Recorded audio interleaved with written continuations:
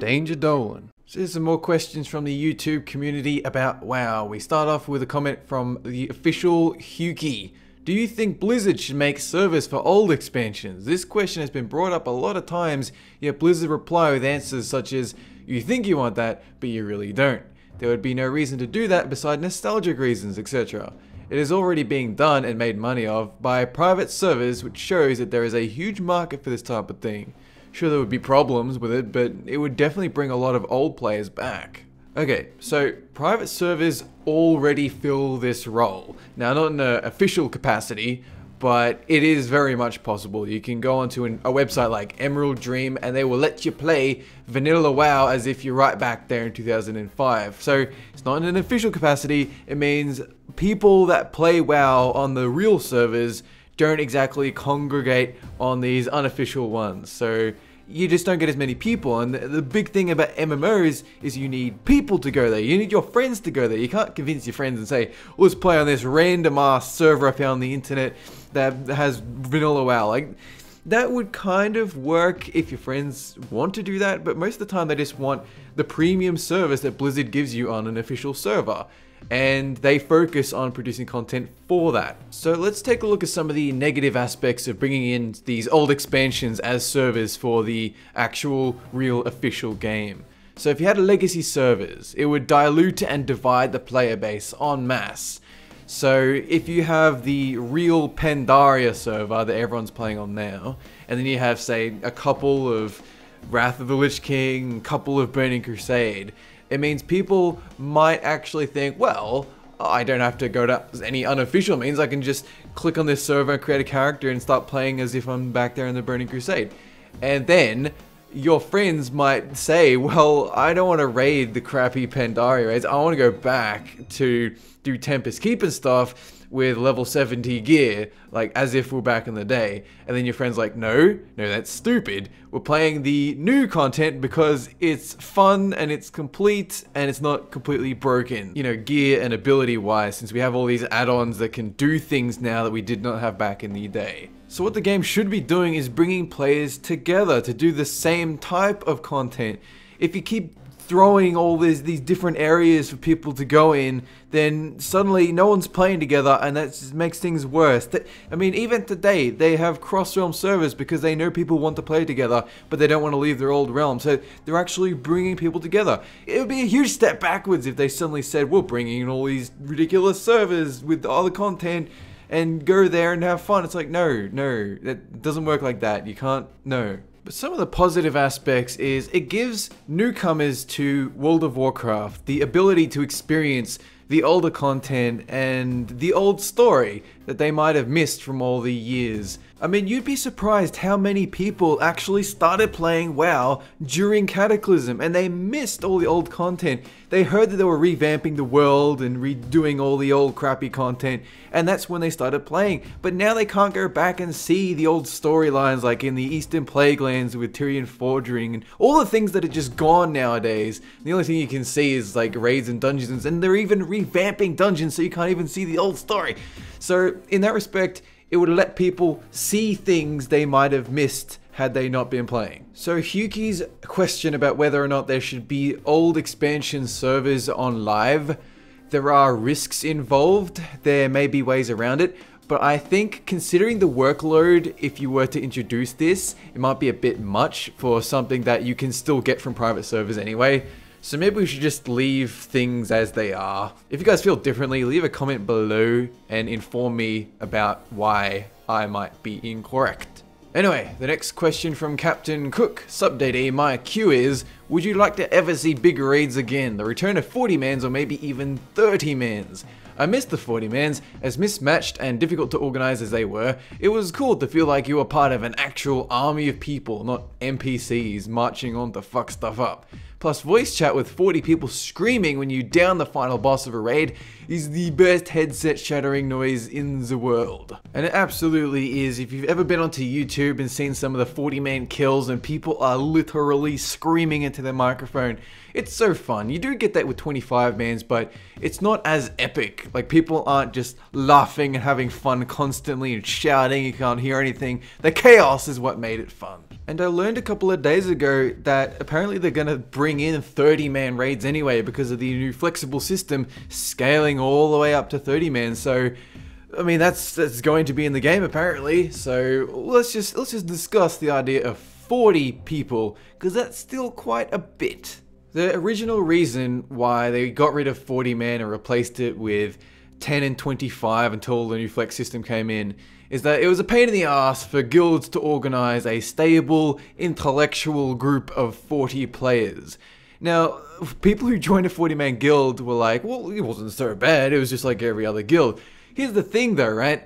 The guild leader and his officers, oh my god, it's a lot of pressure, a lot of responsibility. It's a full-time job to lead 40 people into doing the right thing. And oftentimes, you know, you get like 30 people and then you're constantly having to rotate in 10 more. So you get in pugs. If a pug isn't doing the right thing, he holds back 30 other people.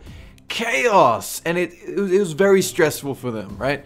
That's why Blizzard wanted to fix it. They still like big raids like 25-man, that was fine. But past that, it's just too much. It's too much responsibility for so small a group of people. Now the playing field has changed since Burning Crusade and Wrath. So having a 40-man raid isn't technically just one difficulty anymore. You can have LFR and Flex Mode and Normal and Heroic. I know the names are all changing soon, but for now that'll do. So 40-man might work for, say, a Flex Mode where it's essentially puggable. You can get in that many people even if they're not 100% sure about what they're doing and the gear isn't the best. It's still technically possible, right? And as Captain Cook says, 40-man is just an epic. Back then, it was the idea of getting 39 other people and fighting some epic dragon in a cave like Onyxia. It was just the idea of it that was cool, and seeing footage of the fight was so sweet. Seeing people throw spells and watching hit the dragon's head from ages away, it was really nice, it was really cool. But I mean, the playing field has changed. Now we're not content with a one boss cave. We need like a 17 boss raid tier. And we have all these different difficulties, and we need them all to cater to different types of people who have different playing styles. I mean, sure, they can have the difficulty scale to 40 people, but does that make it difficult to tune every fight?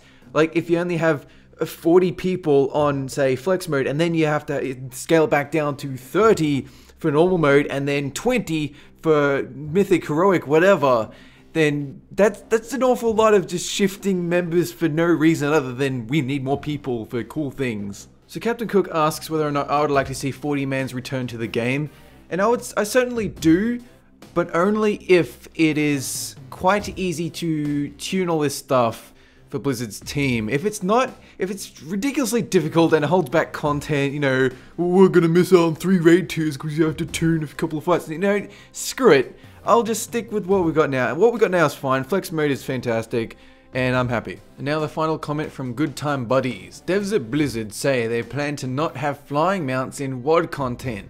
In an interview, one of the devs said from the feedback he's getting about their decision is that half the players want flying mounts in WoD, and the other half don't. So what do you think? Will we have flying mounts in WoD or not? So let's assume for a second that they are not going to introduce flying in the entirety of Warlords of Draenor. And that is based on the feedback during, say, the first patch of Warlords, and whether or not people really desperately want it back, and if they're only going to give it to select players via like a legendary type quest chain, a really difficult one, or just not entirely and just leave it. So a world without flying would help the game both socially and immersively. Socially in the sense that you can actually find players out in the world, and if you got to do PvP, you can actually fight them. If you got like herb nodes, then you're not just going to whack onto your mount and fly off instead of fighting the person. You'll actually have to defend yourself. And immersively in the sense that you would not be flying way over the landscape and not appreciating any of it, which is what happens, because then 90% of your screen is filled up with this blue hue from the sky. However, there would be a teething period. If you think about the Timeless Isle and how you had pet battles, like pets hidden atop the cliffs, so you had to fly with the albatross all the way around the island to land on the cliff and fight the pet. So it was like a hidden little pet mystery thing.